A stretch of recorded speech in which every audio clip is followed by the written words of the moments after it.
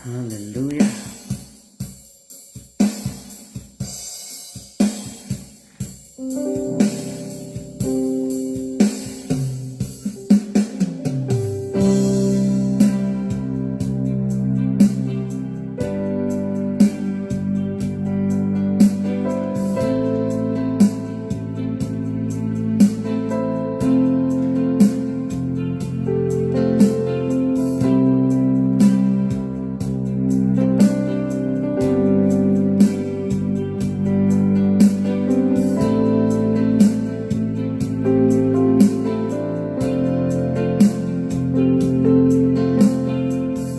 Lucy, welcome.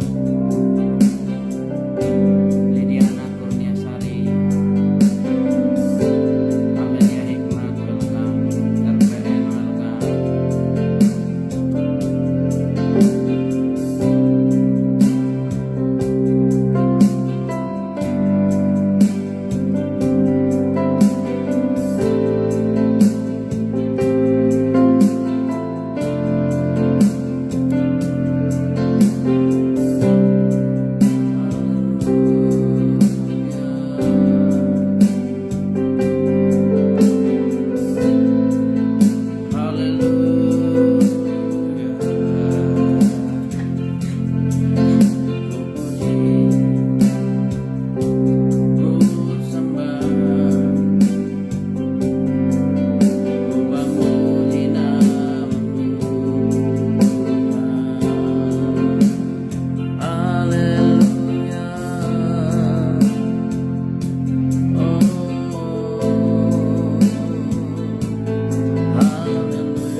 Mari Bapak Ibu Saudaraku yang terkasih, kita siapkan hati kita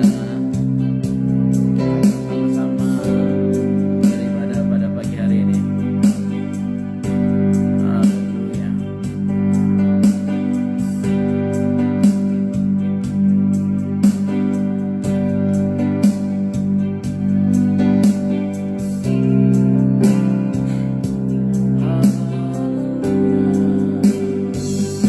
Mari kita siapkan hati kita Bapak Ibu Saudaraku yang terkasih. Kita bersatu dalam doa.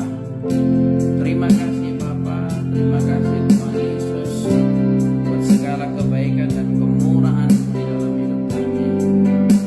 Pada pagi hari ini kami datang membawa seluruh hidup kami persembahkan bagi kemuliaan nama-Mu.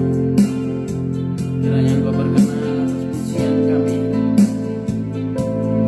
atas mazmur kami, atas penyembahan kami pada pagi hari ini.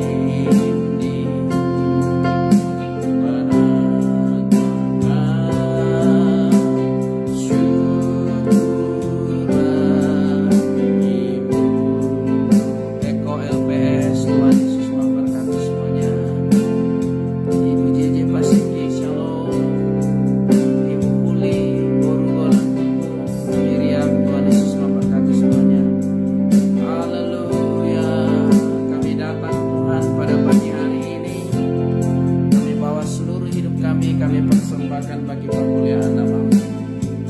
Bapa, kami mau mendengarkan firman-Mu. Mari bimbing dan tuntun kami agar kami bisa mengerti firman yang akan kami dengarkan pada pagi hari ini. Di dalam nama Tuhan Yesus Kristus kami berdoa dan mengucap syukur.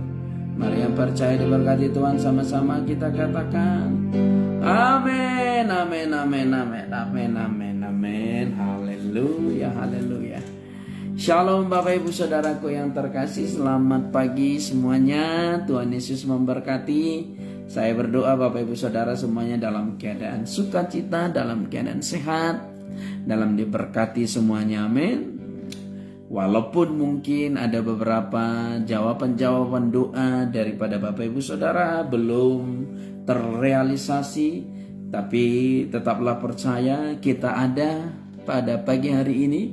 Kita bisa berada, bangun menikmati hari yang baru, itu semua karena anugerah Tuhan dan kemurahan Tuhan, amin. Karena takkan ada satu orang pun di dunia ini yang bisa bertindak kalau bukan karena pertolongan Tuhan, ya. Karena di dunia ini manusia, maksudnya secara khusus manusia, hanya satu yang bisa diperbuat tanpa campur tangan Tuhan, yaitu apa? Hanya berbuat dosa. Jadi yang bisa dilakukan manusia tanpa campur tangan Tuhan hanya berbuat dosa, hanya melakukan pelanggaran. Di luar itu tidak ada Bapak Ibu Saudara. Buka mata, buka mulut, bicara maksudnya ya, ngomong, bangun tidur, beraktivitas, itu semua karena pertolongan dan kemurahan Tuhan. Amin. Jadi kalau ada orang berkata hidup saya nggak membaik Pak Pendeta, nggak kunjung membaik, jadi nggak ada alasan untuk bersyukur, itu salah. Selalu banyak alasan untuk bersyukur, amin. Selalu ada alasan untuk bersyukur. Apalagi saat pagi hari seperti ini, kita bangun, kita sudah mendapatkan sesuatu yang baru saat bangun tidur. Apakah itu Bapak Ibu Saudara? Ya tentu hari yang baru. Jadi setiap manusia yang masih bernapas, dia mendapatkan sesuatu yang baru setiap harinya, yaitu hari yang baru, hari yang baru. Tentu kalau kita berbicara hari yang baru Bapak Ibu Saudaraku, ada sesuatu harapan di sana. Setiap yang baru ada harapan di sana. Lah pertanyaannya, maukah kita tetap setia dan tetap percaya? Dan maukah kita bersyukur kepada Tuhan bahwa Tuhan telah memberi hari yang baru kepada kita, Tuhan telah memberi sesuatu yang baru kepada kita pada pagi hari ini. Lalu kita mengucap syukur, maka kita akan mendapat lebih daripada hari yang baru. Kita akan mendapat pertolongan, kita akan mendapat kedamaian, kita akan mendapat ketenangan, kita akan mendapat sukacita Bapak Ibu Saudaraku. Sebab ada tertulis, barang siapa mempunyai akan ditambahkan, tetapi barang siapa tidak mempunyai akan diambil. Ini berbicara konteks ucapan syukur Bapak Ibu Saudaraku. Bagaimana kalau kita punya sesuatu, katakanlah yang kita punya hanya hari yang baru. Ini hari Kamis ya, ya. Ini hari Kamis. Jangan salah ya. Oh iya, Kamis 22 Februari. Ya. Ini hari Kamis.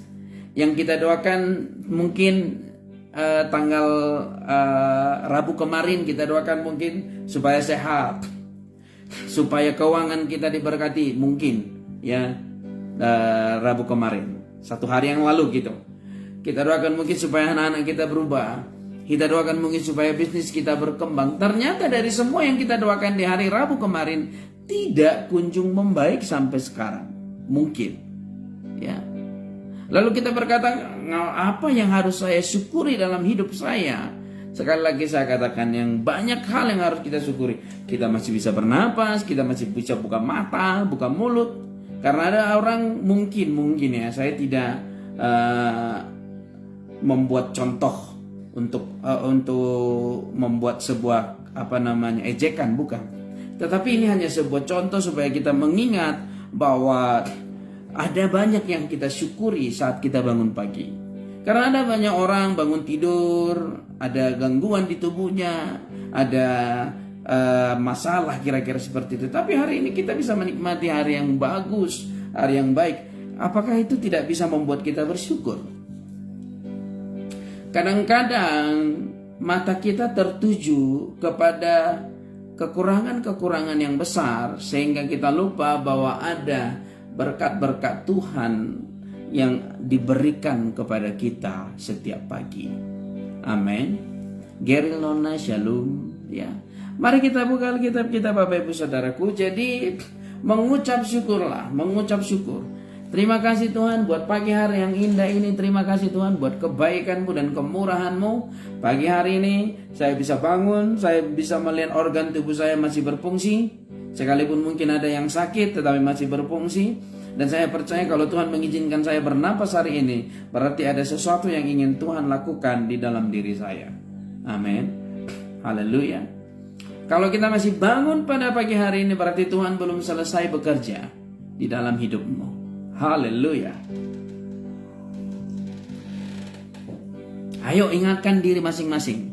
Katakan ke diri masing-masing, hai, ya nama saya Kardi. Hai Kardi, Tuhan belum selesai bekerja. Karena seperti yang saya sampaikan tadi, kalau kita masih bernapas, kalau kita masih diizinkan hidup, berarti Tuhan belum selesai bekerja. Kalau kita tahu Tuhan belum selesai bekerja, ngapain kita harus bersungut-sungut? Kita tunggu saja, Tuhan belum selesai bekerja. Tuhan belum selesai bekerja. Kalau Tuhan sudah selesai bekerja dalam hidup kita, kita akan pulang ke rumah Bapa. Ibu Ani, Shalom, selamat pagi. Kori, ya, kita akan pulang ke rumah Bapa kalau Tuhan sudah selesai. Jadi kalau Tuhan belum selesai, nantikanlah sampai Tuhan bekerja di dalam hidup kita. Amin. Seperti lagu, ku tak akan pernah menyerah sampai ku lihat kau bekerja. Ku percaya mujizat kan nyata, ku takkan berhenti percaya. Jangan pernah berhenti percaya. Amin. Bapak Ibu, haleluya. Kita buka kitab kita sekarang. Kita buka dari Matius pasal yang ke-11. Ya. Matius pasal yang ke-11. Ibu JJ pasti amin. Pasal yang ke-20. Matius pasal yang ke-11 maksudnya. Ayat yang ke-20. Sampai dengan ayat yang ke-24. Ini berbicara tentang bagaimana Tuhan melakukan mujizat di satu tempat, tetapi orang-orang di sana sama sekali tidak berubah. Orang-orang di sana sama sekali tidak mau berbalik dan bertobat kepada Tuhan. Justru mereka tetap dalam kebebalan mereka. Jadi ada beberapa hal yang kita pelajari dari tempat ini, Bapak Ibu Saudaraku, bahwa mujizat, kesembuhan, kelimpahan, dan mujizat-mujizat apapun itu belum tentu bisa membuat seseorang berbalik dan bertobat kepada Tuhan sungguh-sungguh. Ya, memang pada awalnya ketika dia mulai menerima mujizat kesembuhan, mujizat pertolongan, seperti yang sering kita dengar kesaksian-kesaksian bagaimana Tuhan menyelesaikan semua utangnya, bagaimana Tuhan menolong dia membayar utang-utangnya, bagaimana Tuhan menolong dia dari kesembuhan yang harusnya operasi, tindakan medis, yang seharusnya kemoterapi, yang seharusnya makan obat bertahun-tahun atau makan obat seumur hidup, tiba-tiba Tuhan sembuhkan. Ya, itu sering kita dengar mujizat dan itu benar. Itu bukan sesuatu bohongan, itu benar Bapak Ibu Saudaraku. Novel, thank you. Tuhan Yesus memberkati. Itu sesuatu yang benar. Tetapi pertanyaannya begini, apakah dengan adanya mujizat kita bisa berubah? Atau kita hanya menerima mujizatnya? Bapak Ibu Saudaraku yang terkasih, hal itu pernah terjadi di satu daerah sehingga Yesus mengecam. Tetapi pesan saya hari ini bagi Bapak Ibu Saudara yang sudah pernah menerima mujizat, setialah kepada Tuhan. Pesan saya sebagai hamba Tuhan, dimanapun engkau menerima mujizat, mungkin dari gembalamu, karena berdoa bersama gembala engkau disembuhkan, atau karena mungkin ibadah online, engkau menerima kesembuhan dari banyak hamba-hamba Tuhan yang Bapak Ibu Saudara ikuti. Saya pesankan hari ini, kalau engkau sudah menerima mujizat, kalau engkau sudah menerima pertolongan dari Tuhan, yo bertumbuh di dalam Tuhan, datang kepada Kristus dengan sungguh-sungguh. Kenapa? Karena kalau engkau tidak sungguh-sungguh, engkau akan mendapatkan perjalanan hidup yang lebih sulit, Bapak Ibu Saudaraku. Kenapa? Karena berbeda orang yang sudah pernah mengecam kebaikan Tuhan dengan orang yang tidak pernah mengecap. Bukan mengecam ya, mengecap maksudnya. Berbeda orang yang sudah pernah mengecap kebaikan Tuhan dengan orang-orang yang tidak mengecap kebaikan Tuhan. Mari kita pelajari Bapak Ibu Saudaraku ya. Jadi kalau sudah menerima mujizat, yo upgrade imanmu. Jangan hanya sekedar penikmat mujizat, tetapi benar-benar menjadi pelaku juga ya. Tidak hanya sekedar menikmati firman Tuhan secara pribadi, hanya pendengar, tetapi jadilah pelaku firman. Karena itu yang Tuhan inginkan di dalam hidup kita. Yes, Matius 11 ayat 20 ya.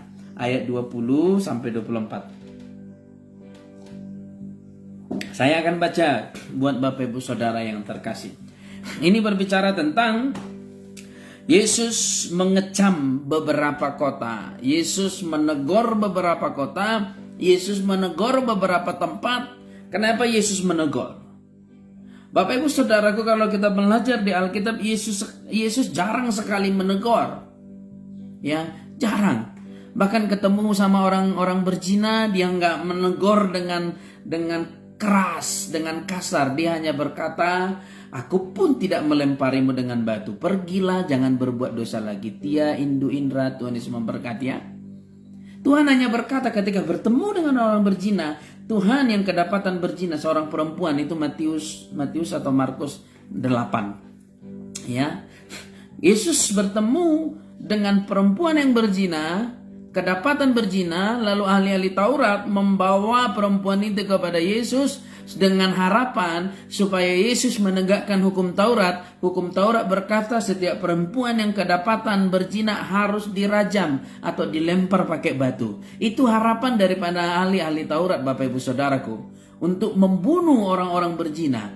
Tetapi apa tindakan Yesus? Yesus sama sekali tidak berencana untuk membunuh atau untuk melempari ahli-ahli Taurat, untuk melempari orang-orang yang kedapatan berzina seperti yang diharapkan oleh ahli-ahli Taurat.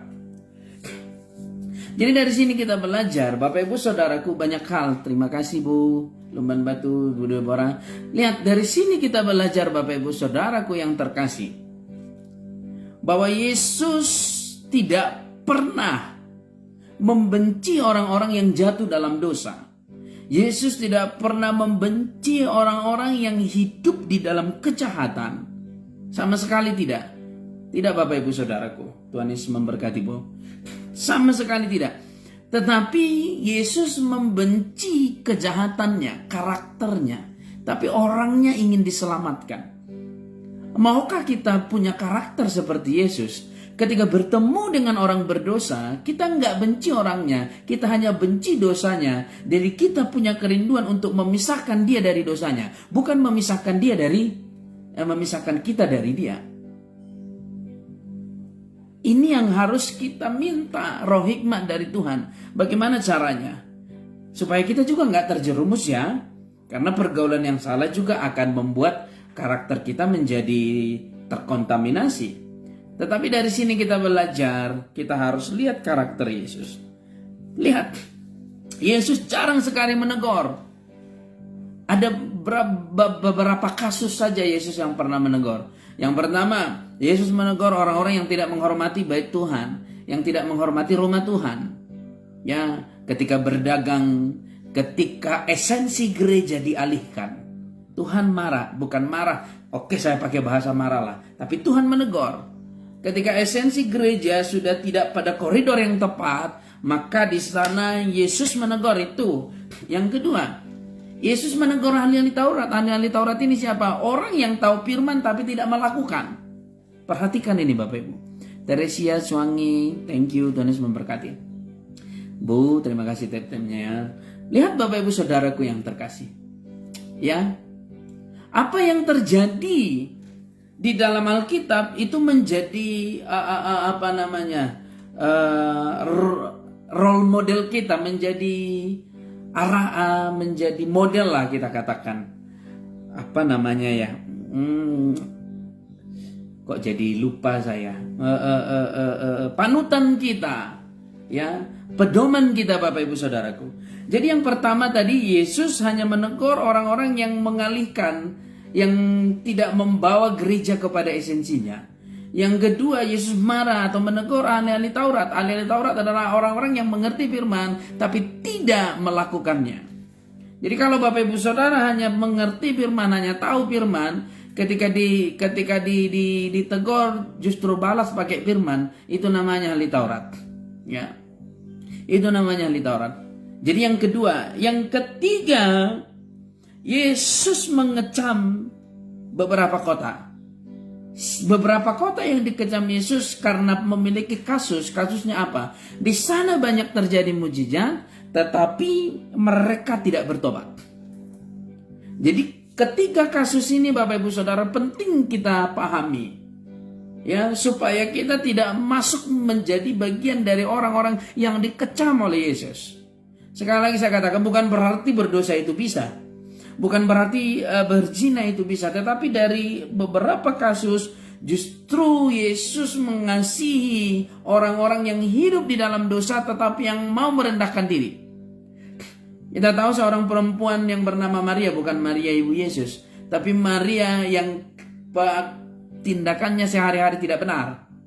Ya, di masa lalunya dia punya masa lalu yang kelam. Dia seorang perempuan yang punya masa lalu kelam.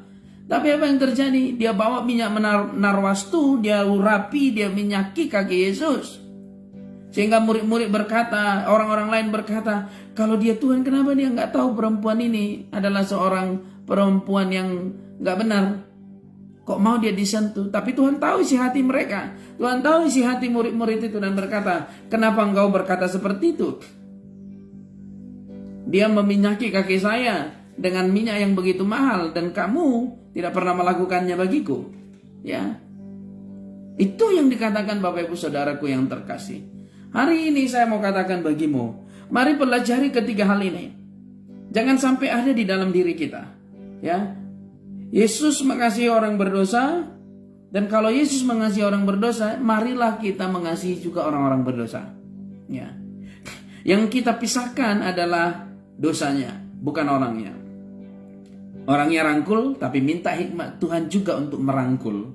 Ingat, minta hikmat Tuhan merangkul orang berdosa, supaya jangan kita yang ditarik. Harus kita yang menarik mereka.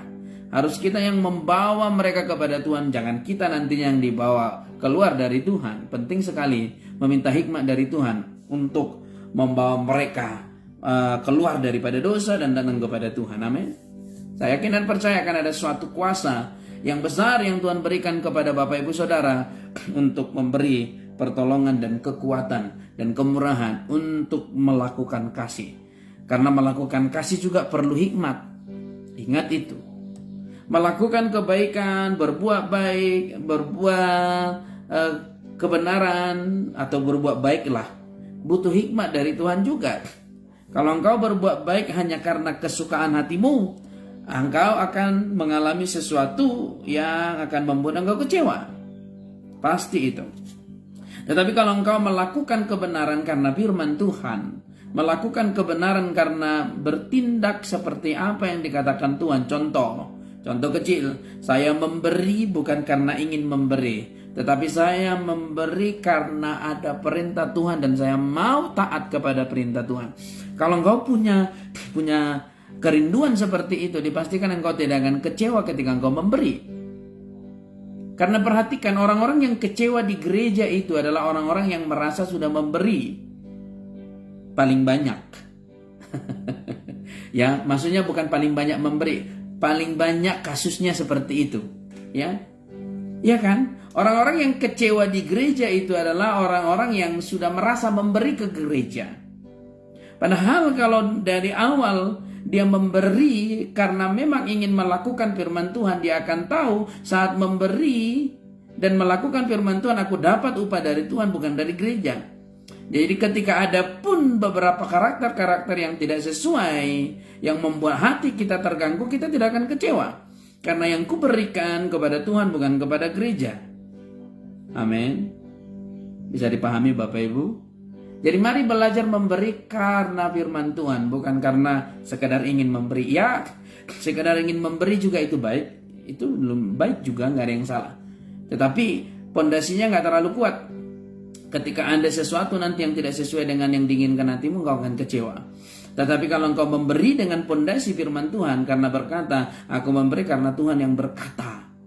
Memberi, maka aku memberi. Tidak akan ada kekecewaan. Amin. Sama halnya dengan Maria. Karena Tuhan yang mengatakan, aku mau. Secara logika nggak mungkin, secara sains nggak mungkin. Seorang yang tidak punya suami bisa mengandung. Seorang yang tidak punya pasangan bisa mengandung. Ya, seorang gadis bisa mengandung secara logika, biologis, sains, apa segala macam. Itu nggak mungkin. Ya, tetapi karena Maria berkata, aku ini hamba Tuhan, jadilah kepadaku seperti yang kau firmankan, maka jadilah kepadanya. Ya, kalau dia gagah-gagahan dengan kekuatannya sendiri, dia akan kecewa. Kenapa kecewa? Karena taruhannya nyawa. Kalau dihukum di ada Israel itu, Bapak Ibu Saudaraku, budaya Israel, perempuan yang kedapatan mengandung tanpa suami atau mengandung di luar nikah, di luar perkawinan, di luar pemberkatan, itu akan dihukum mati. Jadi sebenarnya Maria itu menolak-nolak. Ada hal yang normal ketika dia menolak itu, karena dia belum punya suami, dan kalau dia kedapatan dia akan dirajam, dia akan dibunuh. Tetapi dia belajar dan berkata, karena engkau yang berfirman aku mengikuti. Maka apa yang terjadi? Tidak ada kekecewaan dalam diri Maria, sama sekali tidak ada kekecewaan, karena dia melakukan tindakan itu karena firman Tuhan. Jadi kalau kita bertindak melakukan sesuatu karena firman Tuhan, dipastikan kekecewaan itu akan sangat minim terjadi dalam diri kita. Amin. Haleluya. Akan sangat minim. Bapak Ibu Saudaraku. Sama halnya kami hamba-hamba Tuhan, kalau kami pergi ke satu daerah, ke satu desa yang mungkin medannya itu, lokasinya itu curam, ya sesuatu yang apalah Bapak Ibu Saudaraku, sesuatu yang membuat kita takut. Tapi pulang dari sana kita nggak mendapatkan sesuatu yang baik, justru kita mendapatkan cemooh. Apakah kita kecewa? Mungkin ada kekecewaan, tetapi kalau kita bertindak karena firman Tuhan, aku pergi, karena ada firman Tuhan, pergilah, jadikanlah segala bangsa muridku, dan baptislah mereka dalam nama Bapa, Putra, dan Roh Kudus. Mungkin kecewaan itu ada, tapi sudah sangat-sangat minim, Bapak Ibu Saudaraku yang terkasih. Tia Indu Indra, amin. Tuhan Yesus memberkati ya. Mari kita lihat Bapak Ibu Saudaraku yang terkasih. Jadi selidiki hatimu, apakah kita masuk dari 3 kategori orang-orang yang dikecam Tuhan? Apakah kita masuk dari 3 kategori orang-orang yang ditegur Tuhan? Kalau kita masuk dari 3 kategori itu, mari kita balik kepada Tuhan, kembali kepada Tuhan. Minta Tuhan menolong kita, minta Tuhan membawa kita kepada kebenaran daripada firman Tuhan. Amin. Saya ulangi sekali lagi. Yang pertama, yang pernah ditegur oleh Tuhan adalah orang-orang yang membelokkan esensi dari gereja, di mana di sana Anda berdagang, ya. Jadi kalau sudah dialihkan ke sana, Tuhan tegur. Ada hal-hal yang tidak patut, yang tidak layak dilakukan di gereja, di rumah Tuhan, di bait Tuhan. Jadi Bapak Ibu Saudara, kalau pergi ke rumah Tuhan itu, mari hormati hadirat Tuhan, hormati lawatan Tuhan, hormati ibadah, hormati kehadiran Tuhan. Ya, saya pesankan ini kepada jemaat-jemaat Tuhan, dimanapun engkau beribadah, dimanapun engkau digembalakan, dimanapun engkau terdaftar, apapun nama gerejamu, itu sama di hadapan Tuhan. Tetapi pesan saya hari ini, ketika engkau beribadah, hormati hadirat Tuhan. Karena zaman sekarang, zaman media sosial, lagi ibadah, lagi menyembah, ambil video, ya kan. Nah ini Bapak Ibu Saudaraku, sesuatu yang sudah berkurang. Ya memang secara alkitabiah ada yang salah kah? Saya nggak bisa bilang salah atau benar, karena yang bisa bilang salah itu ya hanya Tuhan. Tetapi setidaknya apa yang kita lakukan, Bapak Ibu Saudaraku, apakah itu bisa mengganggu sesuatu kekusukan daripada ibadah atau tidak? Bapak Ibu Saudara lebih tahu. Ya, kalau nggak terlalu penting-penting sekali, kalau penting ya nggak apa-apa lah. Kalau nggak terlalu penting sekali ya, kalau lagi ibadah jangan cek-cek WA, jangan cek-cek Facebook. Memang yang diupload apa, isi Alkitabnya, isi firman Tuhannya. Tapi itu kan udah tidak lagi sama, kalau kita bilang tidak menghormati, nggak benar juga, karena penghormatan itu dari hati, tetapi itu kurang tepat, begitulah ya Bapak Ibu Saudaraku. Selama beribadah, dimanapun engkau beribadah, apapun nama gerejamu, yuk sama-sama menghormati hadirat dan lawatan Tuhan Yesus. Amin. Yang kedua tadi Bapak Ibu Saudaraku, Yesus mengecam ahli-ahli Taurat. Ahli-ahli Taurat itu adalah orang yang tahu firman Tuhan tetapi tidak melakukannya. Justru firman itu dipakai untuk menghukum orang lain. Firman itu dipakai untuk ngejudge orang lain. Itu nggak suka Tuhan. Tuhan nggak suka sama sekali tentang hal seperti itu, Bapak Ibu. Tuhan Yesus memberkati Siana. Ya.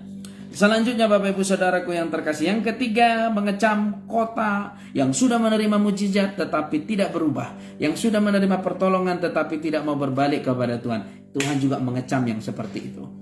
Ya, Tuhan juga mengecam hal-hal demikian. Jadi pesan saya, kalau engkau sudah pernah menerima mujizat, Tuhan sudah pernah menolongmu, Tuhan sudah pernah membantumu, Tuhan sudah pernah menyembuhkanmu, Tuhan sudah pernah membebaskanmu dari masalahmu, tetapi engkau tidak mau berubah dan berbalik kepada Tuhan, Tuhan juga mengecam yang seperti itu. Jadi mari saya berdoa Bapak Ibu Saudaraku, Roh Tuhan memberi kekuatan, memberi pertolongan, memberi perlindungan kepada kita agar kita tetap bisa berbalik dan datang kepada Tuhan Yesus Kristus. Pasal yang ke-11 ayat yang ke-20. Lalu Yesus mulai mengecam kota-kota yang tidak bertobat. Kota-kota yang tidak bertobat. Bapak Ibu Saudara, saya pakai Alkitab terjemahan baru edisi 2 ya. Jadi kalau ada kalimat-kalimat yang mungkin kata-kata yang berbeda sedikit-sedikit nggak apa-apa lah. Itu mungkin karena Bapak Ibu Saudara punya terjemahan pertama. Saya terjemahan kedua kebetulan yang saya baca ya.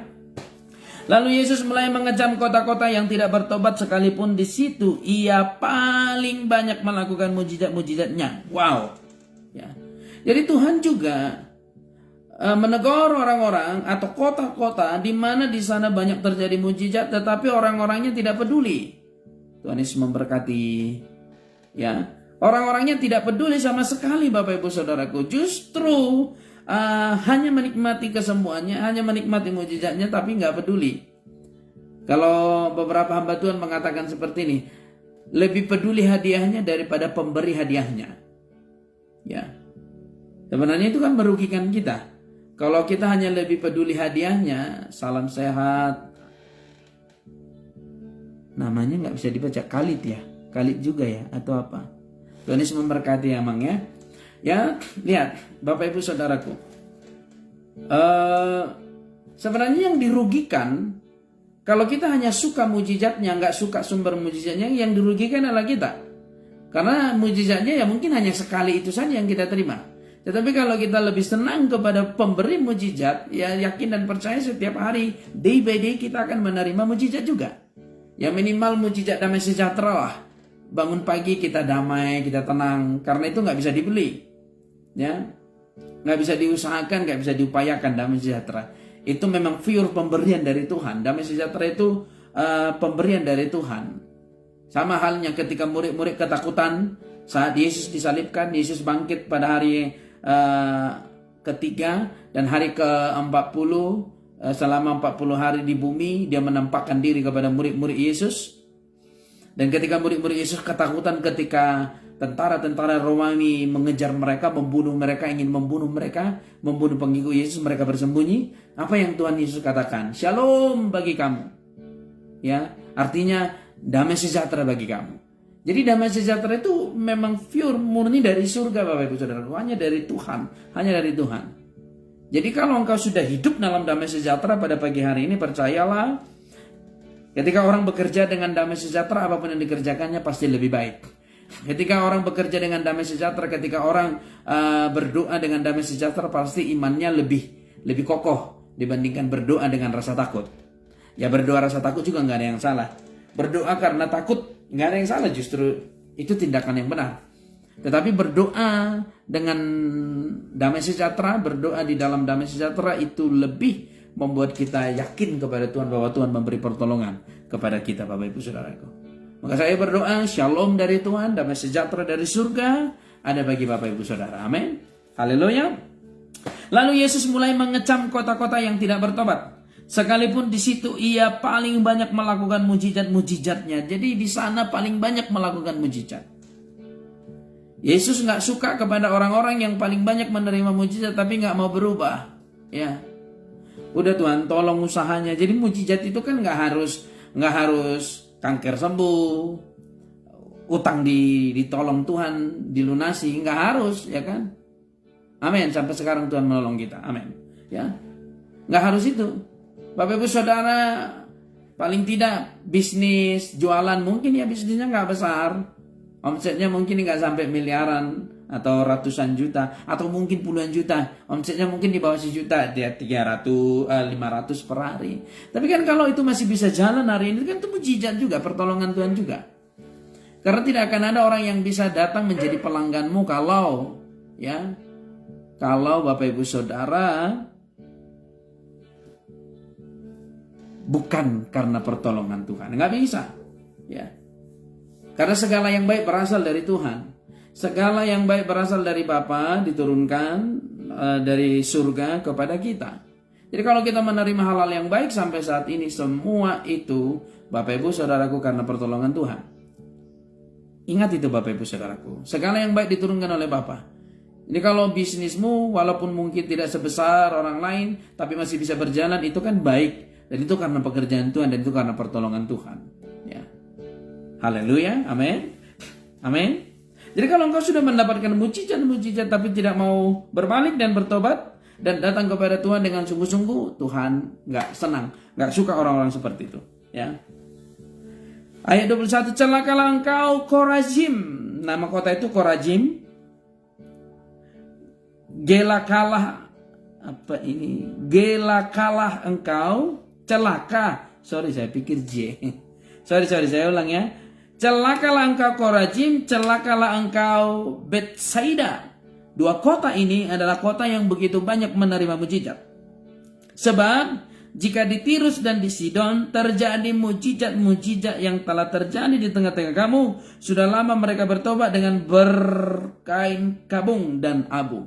Jadi Tuhan bilang begini, hai kota Betsaida dan kota Korazim, celakalah engkau. Jadi pesan pertama yang kita dapatkan kalau sudah menerima mujizat tidak mau berbalik dan bertobat, ada sesuatu konsekuensi yang besar, konsekuensi yang fatal yang kita terima. Kalau tidak mau berbalik dan berpaling kepada Tuhan. Ya. Lalu kalau ada orang berkata, mujizat belum tentu membawa orang bertobat, salah juga. Karena Tuhan sudah mengatakan di sini kalau seandainya mujizat yang terjadi di Korazim dan mujizat yang terjadi di Betsaida sama halnya terjadi di Sidon, maka orang-orang Sidon akan bertobat. Jadi mujizat belum tentu membawa orang bertobat, ada benarnya. Tetapi mujizat melalui mujizat juga orang bisa bertobat, ada benarnya. Jadi bukan masalah mujizatnya sekarang. Jangan anti mujizat dan juga jangan mengutamakan mujizat. Utamakan tetap Tuhan. Amin. Ya. Karena Tuhan berkata kalau seandainya seperti yang terjadi di kota yang tidak bertobat itu, seandainya itu terjadi di Sidon, maka Sidon juga akan berpaling dan bertobat datang kepada Tuhan. Terima kasih Inang Sinaga Rosmalini. Tuhan Yesus memberkati ya. Akan berpaling dan bertobat. Jadi dari sini kita belajar bahwa mujizat juga bisa membuat orang berubah. Maka saya berdoa hari ini kebaikan-kebaikan Tuhan, kemurahan, anugerah dan kebaikan Tuhan kiranya diberikan kepadamu, dicurahkan atasmu pada pagi hari ini, dan biarlah kebaikan Tuhan itu membawa engkau kepada pertobatan dan membawa engkau kepada kemurahan dan kebenaran Tuhan. Seperti mujizat yang akan terjadi seandainya terjadi di Sidon, orang Sidon akan berbalik. Demikianlah kiranya engkau dan saya, Bapak Ibu Saudaraku. Saya berdoa, terimalah kebaikan-kebaikan Tuhan, dan biarlah kebaikan-kebaikan itu membawa engkau dan membawa saya kepada kebenaran Tuhan. Amin. Haleluya, kita lanjut. Tetapi aku berkata kepadamu, pada hari penghakiman tanggungan Tirus dan Sidon akan lebih ringan daripada tanggunganmu. Jadi ternyata Bapak Ibu Saudaraku, orang yang sudah menerima mujizat tapi tidak mau berbalik dan meninggalkan segala dosa-dosanya, tidak mau datang kepada Tuhan, tanggungannya akan lebih besar. Siana, amin. Ya, tanggungannya akan lebih besar. Efeknya akan lebih besar. Jadi ini waktunya. Ini waktunya datang kepada Tuhan, berbalik dengan segenap hatimu, karena Tuhan sudah memberi kesempatan kepadamu. Yang seharusnya kita menderita karena penyakit, yang seharusnya kita malu karena mungkin banyak utang kita atau masa lalu kita, tetapi Tuhan pulihkan, Tuhan angkat. That's a miracle. Itu mujizat, Bapak Ibu Saudaraku. Itu mujizat. Dan kalau kita sudah menerima itu, mari datang kepada Tuhan, supaya konsekuensinya nanti tidak terlalu berat. Konsekuensinya nanti tidak terlalu berat, Bapak Ibu Saudaraku. Selagi masih bernapas, Tuhan belum selesai bekerja. Selagi Bapak Ibu Saudara masih bisa membuka mata pada pagi hari, berarti Tuhan belum selesai bekerja di dalam dirimu. Tuhan masih berkarya di dalam dirimu. Amin. Haleluya. Yes, Tuhan Yesus memberkati ya. Marliana Simamora, Tuhan Yesus memberkati ya. 23. Adapun engkau Kapernaum, apakah engkau akan dinaikkan sampai ke langit? Tidak. Ya. Orang-orang yang sudah menerima mujizat, orang-orang yang sudah menerima pertolongan tapi tidak mau sungguh-sungguh di dalam Tuhan, itu tidak akan diangkat. Ini bukan berbicara rapture ya. Ada juga hubungannya ke sana. Ya, tapi ini bukan berbicara rapture. Artinya kita tidak akan bisa sampai kepada level destiny-nya Tuhan, atau destiny kita, atau rencana Tuhan dalam hidup kita, ya. Tidak akan pernah sampai. Engkau akan diturunkan sampai ke dunia orang mati, sebab jika di Sodom terjadi mujizat-mujizat yang telah terjadi di tengah-tengah kamu, kota itu tentu masih ada sampai hari ini. Yaw. Jadi ternyata Bapak Ibu Saudara, orang-orang yang ketiga adalah orang-orang yang dikecam Tuhan, adalah orang-orang yang menerima mujizat tapi tidak mau sungguh-sungguh dalam Tuhan. Duh, mengerikan ya. Tapi saya pesankan hari ini, Tuhan itu penuh kasih. Selagi kita masih bernapas, kasih-Nya selalu ada bagi kita. Datanglah kepadanya. Amin. 24 terakhir Bapak Ibu Saudaraku, sebelum kita tutup, nanti kita akan berdoa. Bagi Bapak Ibu Saudara yang rindu didoakan, boleh ketik di kolom komentar apa yang ingin kita doakan. Kita akan doakan satu-satu, baik yang ada di Facebook dan juga yang ada di TikTok pada pagi hari ini, yang ada di TikTok ya. Terakhir kita akan nyanyi. Setelah selesai kita baca, nyanyi, lalu kita berdoa untuk orang-orang yang rindu didoakan. Tetapi aku berkata kepadamu, pada hari penghakiman tanggungan tanah Sodom akan lebih ringan daripada tanggunganmu. Wow, ini mengerikan Bapak Ibu Saudaraku. Ternyata Sodom yang udah begitu mengerikan pun masih ringan katanya, kalau tidak mau berbalik dan kepada Tuhan. Haleluya. Kinda, doakan anak-anak saya untuk masa depan mereka ya. Nanti kita berdoa ya.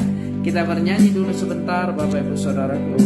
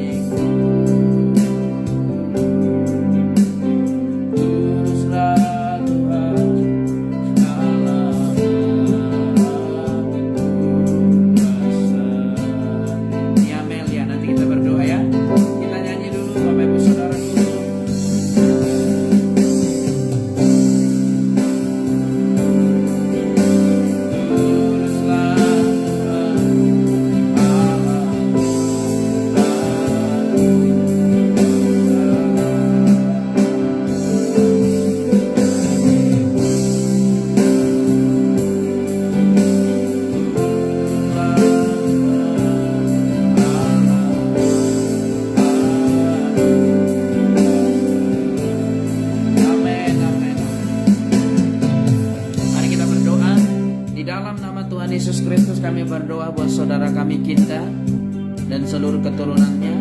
Tuhan berkati, Tuhan lindungi, Tuhan jagai dalam nama Tuhan Yesus Kristus. Kami percaya pada pagi hari ini perlindungan Tuhan bagi anak-anaknya, dan Tuhan menetapkan masa depan anak-anaknya dengan kehendak surgawi dalam nama Tuhan Yesus Kristus. Diberkatilah keturunanmu Ibu Kinda dalam nama Tuhan Yesus Kristus.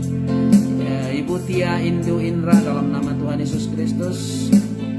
Tuhan memberkati engkau, memberkati seluruh keturunanmu, memberkati anak-anakmu. Engkau akan berbahagia karena anak-anakmu anak-anak yang diberkati Tuhan dan anak-anak yang berhasil di dalam Tuhan. Dan di dalam setiap pekerjaannya Tuhan memberi pekerjaan, Tuhan memberi pertolongan agar mereka mendapatkan pekerjaan yang tidak menjauhkan mereka dari Tuhan dalam nama Tuhan Yesus Kristus. Amin. Kami juga berdoa buat saudara kami Miamel yang ada di Facebook dalam nama Tuhan Yesus Kristus. Tuhan memberkati engkau dan keturunanmu, Tuhan memberkati anak-anakmu, Tuhan memberkati seisi rumahmu dalam nama Tuhan Yesus Kristus. Diberkatilah keturunanmu, diberkatilah pendidikan anak-anakmu, mereka diberi hikmat, diberi pertolongan, kepandaian, kepintaran yang daripada surga dinyatakan atas anak-anakmu dalam nama Tuhan Yesus. Kami juga berdoa buat Ibu JJ Pasiki dalam nama Tuhan Yesus. Kami percaya Tuhan, waktu yang tepat yang dari Tuhan, di mana Ibu ini sedang menjual kepelikan tanahnya. Kami berdoa Tuhan antarkan pembeli yang menerima juga diberkati, dan yang menjual juga diberkati dengan penuh sukacita dalam nama Tuhan Yesus Kristus. Haleluya.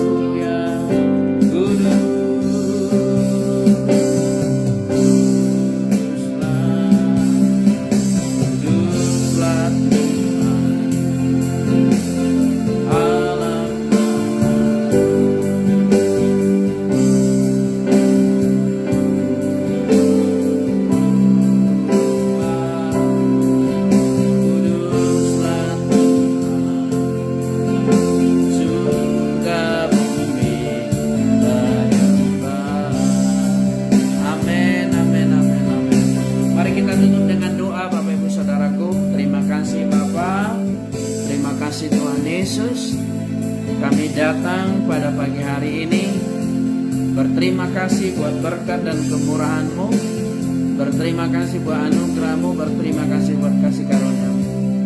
Terima kasih buat kesempatan yang Kau berikan kepada kami sehingga kami bisa beribadah pada pagi hari ini. Kami percaya kasih karunia Tuhan dan penyertaan Tuhan ada pada kami. Mari Bapak Ibu Saudaraku yang terkasih, kita tutup ibadah kita. Tapi sebelum kita tutup, ada permohonan doa dari Ibu Dorta di Facebook. Bantu doa Pak Pendeta, kakakku Rustiani lagi sakit terbaik. Kami berdoa buat saudari kami Ibu Rustiani dalam nama Tuhan Yesus. Tuhan jamah, Tuhan sembuhkan di dalam nama Bapa, Putra dan Roh Kudus. Sembuh dan tahir dalam nama Yesus. Amin. Tuhan Yesus memberkati Bapak Ibu Saudara yang ada di Facebook dan yang ada di TikTok. Tuhan Yesus memberkati. Mari kita tutup dengan doa. Bapa kami yang di sorga, dikuduskanlah nama-Mu, datanglah kerajaan-Mu, jadilah kehendak-Mu di bumi seperti di sorga. Berikanlah kami pada hari ini makanan kami yang secukupnya, dan ampunilah kami akan kesalahan kami seperti kami juga mengampuni orang yang bersalah kepada kami. Dan janganlah bawa kami ke dalam pencobaan, tetapi lepaskanlah kami daripada yang jahat, karena Engkau yang punya kerajaan dan kuasa dan kemuliaan sampai selama-lamanya. Terimalah berkat Tuhan Bapak Ibu Saudaraku, di dalam nama Bapa, Putra dan Roh Kudus, dan di dalam nama Tuhan Yesus Kristus. Tuhan menjauhkan segala sakit penyakit daripada engkau. Tuhan menjauhkan segala kecelakaan daripada engkau. Tuhan menjauhkan kematian muda daripada engkau, juga dari seisi rumahmu dan dari seluruh keturunanmu. Terimalah di dalam nama Bapa, Putra dan Roh Kudus, dan di dalam nama Tuhan Yesus Kristus. Mari yang percaya diberkati Tuhan, sama-sama kita katakan amin, amin, amin, amin, amin. Tuhan Yesus memberkati Bapak Ibu Saudaraku. Seperti biasa sebelum kita akhiri streaming, seperti biasa komen di bawah Bapak Ibu Saudaraku, supaya saya bisa menyapa Bapak Ibu Saudara satu persatu. Komen di bawah, Tuhan terima kasih Tuhan Yesus ya. Komen di bawah, terima kasih Tuhan Yesus, supaya saya bisa menyapa Bapak Ibu Saudara sebelum kita akhiri streaming ini ya. Haleluya. Baik, terima kasih Bapak Ibu Saudara yang ada di TikTok, yang sudah follow dan juga tadi ada yang memberikan berkatnya. Tuhan Yesus memberkati semuanya. Yang udah follow, yang udah bantu share, tap-tap juga ya. Tuhan Yesus memberkati semuanya. Haleluya. Miriam Tanlain Siswanto, Tuhan Yesus memberkati. Christina Naman, Tuhan Yesus memberkati. Trisa Arabella, Tuhan Yesus memberkati. Ibu JJ Paseki, Tuhan Yesus memberkati. Miamel, terima kasih. Tuhan Yesus memberkati. Terima kasih Pak Pendeta firman-Nya. Terima kasih buat Tuhan Yesus ya. Itu semua karena kebaikan Tuhan. Kita diberkati oleh Tuhan pada pagi hari ini. Tuhan Yesus memberkati. Ratniati Muloke, Tuhan Yesus memberkati semuanya ya. Haleluya. Borugolan Tukup. Haleluya, haleluya. Tuhan Yesus memberkati semuanya yang ada di Facebook, yang ada di TikTok. Tuhan Yesus memberkati. Haleluya. Senang sekali bisa menyapa Bapak Ibu Saudara semuanya ya. Sampai bertemu kembali besok pagi. Besok masih Jumat ya, masih. Besok pagi kita bertemu dalam doa pagi pukul 6 seperti biasa ya. Porugolan Tukup, terima kasih banyak Pak Gembala. Terima kasih buat Tuhan Yesus. Terima kasih buat Tuhan Yesus. Haleluya, haleluya. Oke, bye-bye semuanya. Bye-bye. Salam sukacita, salam diberkati selalu.